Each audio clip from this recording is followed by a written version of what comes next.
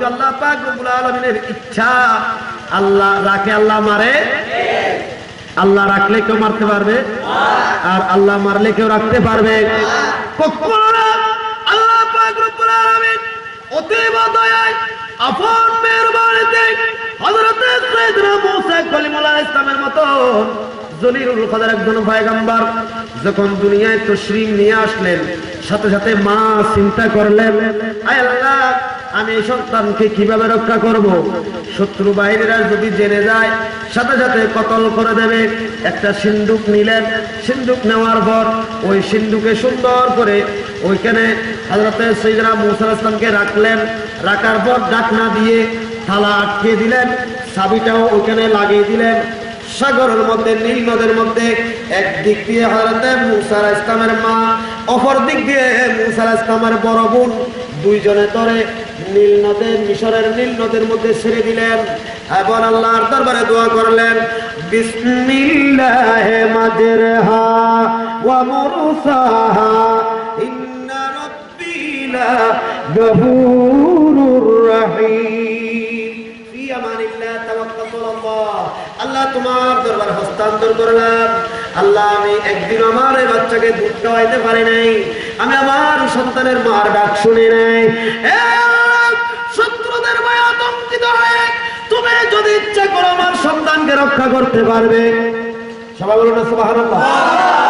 সাগরের মধ্যে ছেড়ে দিলেন, যাচ্ছে, চলে যাচ্ছে। মা কষ্ট, যে মা গর্ভ ধারণ করেছেন সন্তান, সে বুঝবে কষ্ট কাকে বলে।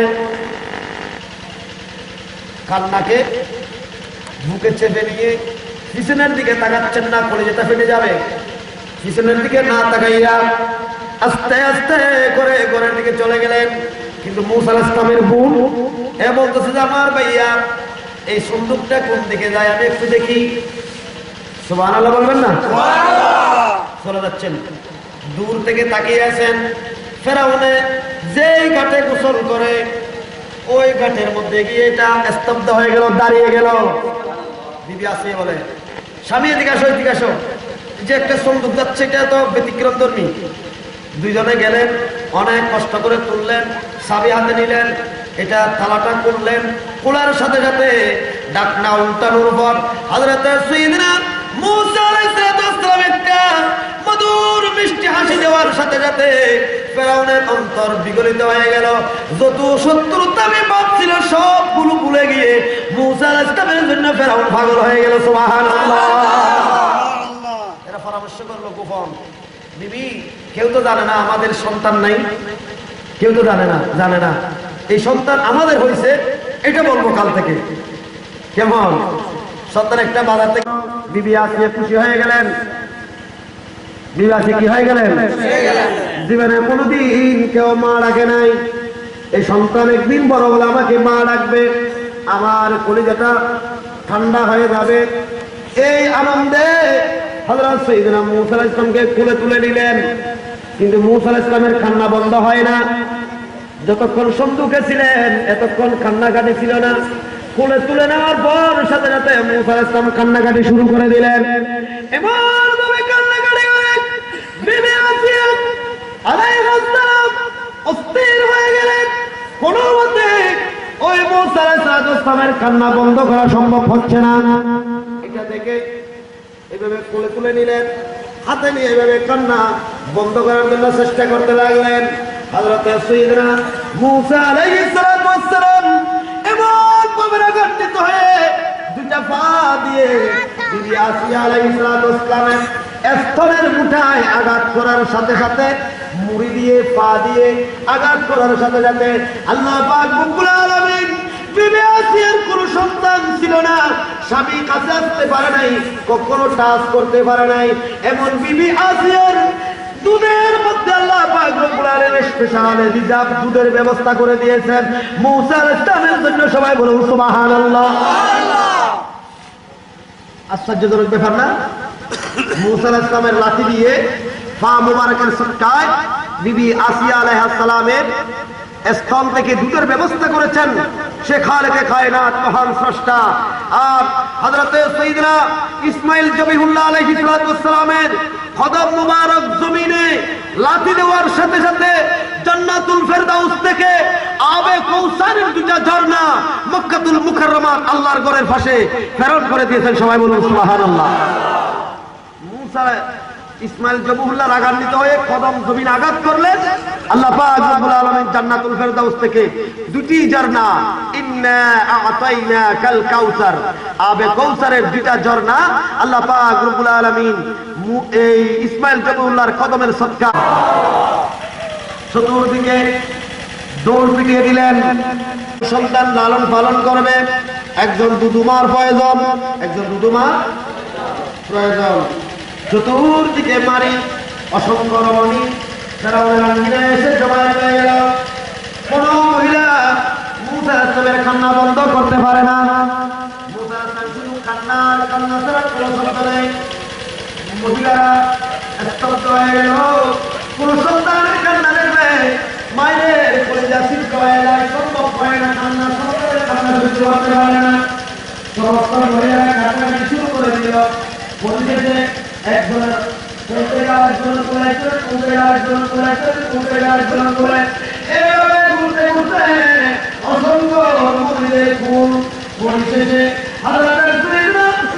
বলে দেওয়ার সাথে সাথে কান্না বন্ধ করে দিয়েছেন। সবাই বলুন সুবহানাল্লাহ।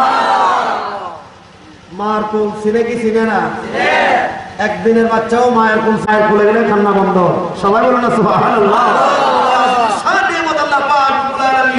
সন্তান এবং মাতার মধ্যে কি যেন একটা কারণের তারের মতো কি যেন একটা সম্পর্ক করে দিয়েছেন জানি না।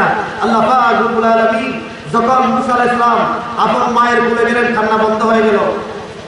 ওই ফেরাউন বলে যে আমি বলেছি যে তাকে 1000 টাকা পুরস্কার দেব 1 বছর।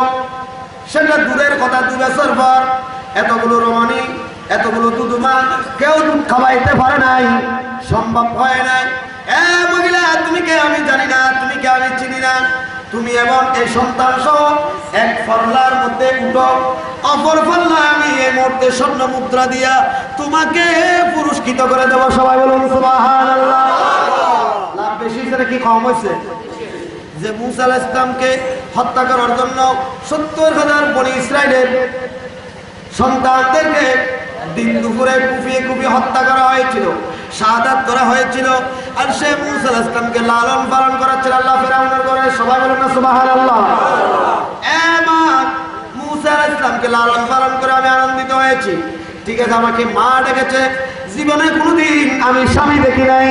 আমার পরাক্রান্ত হৃদয় নিয়ে জান্নাতের মধ্যে যখন আযিমুশ-শান নাজ নিয়ামত ভোগ করতেছিলাম, আমি যখন পেরেশান ছিলাম, খালেকে কায়নাত মহান স্রষ্টা আল্লাহ পাক রব্বুল আলামিন বলেন কুল বিফাদিলিল্লাহি ওয়া বিরাহমাতিহি ওয়া বিযালিকা ফালইফরাহু। সবাই বলুন না সুবহানাল্লাহ।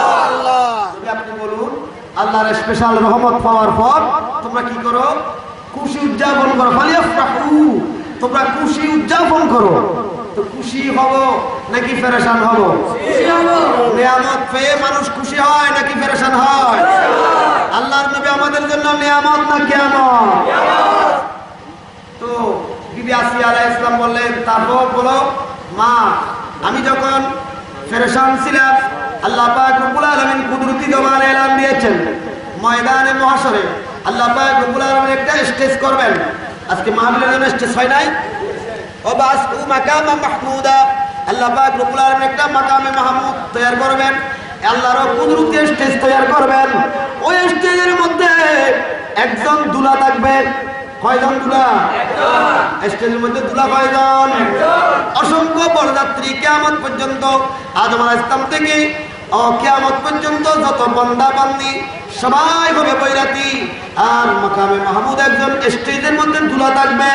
আমি যখন পরাক্রান্ত হৃদয় নিয়ে আমি যখন চিন্তা করতে লাগলাম, আল্লাহ পাক বলেন আসিয়া তুমি তোমার যৌবন শক্তি অদাতা তুমি কি করো নাই? ব্যয় করো নাই।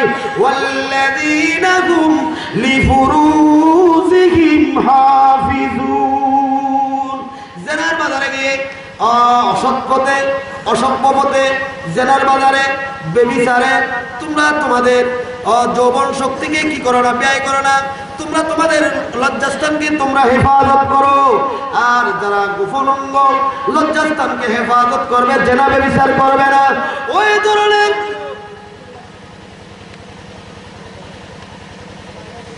শেষ করে দাও।